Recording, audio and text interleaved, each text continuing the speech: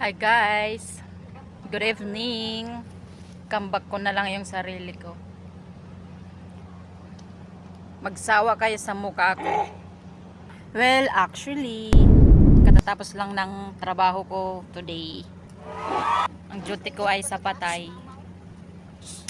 Kapagod din, nag-non-stop ang trabaho, basta pagpatay non-stop. So, sorry, bawal videoan ang bahay dito. Sarili ko lang ang pwede videohan. Ito nga palang mga kasama ko. If you want to see, Hi guys, tapos na kami. si Ate Merna at si Ate Mera. Got me. She said, don't look at me. May ano na siguro. So yan, yung kapitbahay lang ang pwede i-video. Wali ko nito lang. Bawal i-video ang aking madam. Ang aming mga boss. So yan, 30 minutes na po kami nag-aantay dito. Naantay namin yung sundo. Buti na lang, malapit na ang winter, malamig sa labas, hindi na mainit. Parang nagaground na yung ulo ko. See?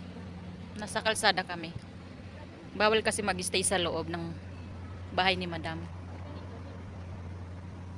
Yan. Okay guys. So yun lang yon, bukas ulit. Thank you.